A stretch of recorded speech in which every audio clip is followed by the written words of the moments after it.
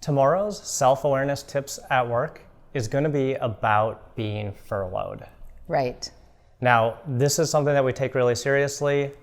It's been really hard on a lot of people. Right. And we really hope that the lesson tomorrow is helpful, but we want to be really conscious that it's a really hard topic. Right. And normally we try to have a little fun with skits, and in this case, doesn't really feel like fun skits is appropriate. So if you are in a position of being furloughed or just being done being furloughed, our hearts are with you, and we hope that you stay positive and are doing well. So I was talking with a coaching client yesterday who just got back from being on furlough. And it feels like there's a lot of companies in that space right now. Yeah, it's as the economy is kind of changing and things are moving around, definitely a lot of people coming back off furlough. It's got to be a really hard situation. Yeah, and I think that there's some real common themes that I've seen with people that have been furloughed and are coming back, and I really think that they're worth a conversation today. I think first of all, people have a natural fear, like it's going to happen again. Totally, right? You know, like I just got back, and how long am I here? Yeah, because even now things are not terribly stable. They're a little unsettling or unsettled, and you just don't know. Yeah, and I think really to trace it back to what's the feeling behind that, and to me that's an anxiety feeling, right? It's like you're feeling really anxious because of things that you don't know could happen. Yep. And just like we always talk about in the self-awareness journey, when you're in that anxiety place, it's because you're going too far ahead and you're trying to have information that isn't even there yet. Yep. And to deal with anxiety, it's almost like just bring it back to the present and try to focus on what's happening right now. Yep. And it's completely normal to be anxious about it because, for sure. right? Like COVID came, it happened all really fast, and to think that, hey, it might happen again. Right. It's completely normal, but I love the tip of trying to stay present and not get too far ahead, because we didn't know it was going to happen the first time.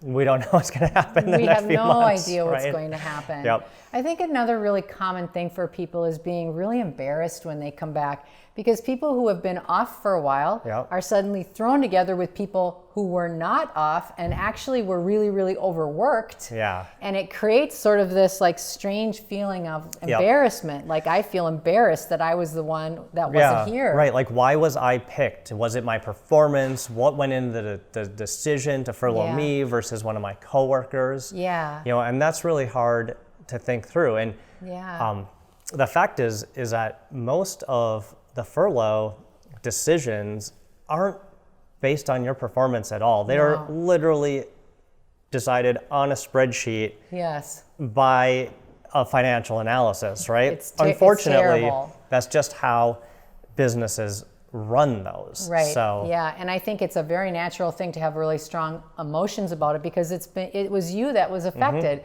It's totally normal. But as quickly as you can, if there's a way for you to have more objectivity and recognize, you know, if you've been furloughed, it's because the company really liked you and didn't want you to be gone. You know, they had to make these financial decisions, and they're so looking forward to having you back. And to try to stay really objective about that might help with some of the embarrassment. Definitely.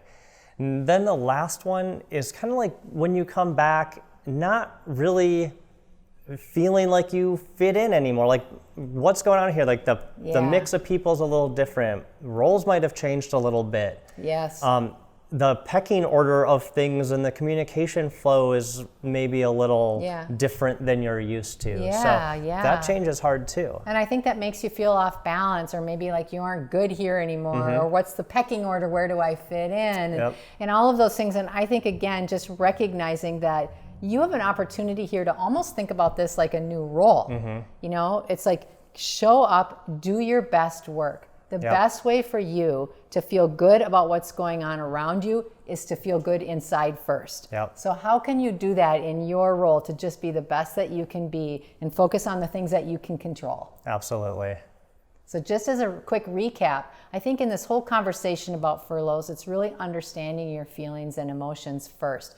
And I think the first one that we talked about was anxiety. And remember, if you're having a lot of anxiety, bring those thoughts that you're having back to more present, what's happening right now, because you'll definitely know more and have less anxiety if you do that. And then staying objective, right? Just understand a lot of the furlough decisions were made on a spreadsheet in a financial way had really nothing to do with you, your performance, or anything like that. Precisely. Stay objective. And then the last one is to remember that the very best way that you can do good work is to feel good inside. So all of your activities and actions and thoughts should be based around creating the perfect environment that you can control and you doing the best work that you can so you feel good.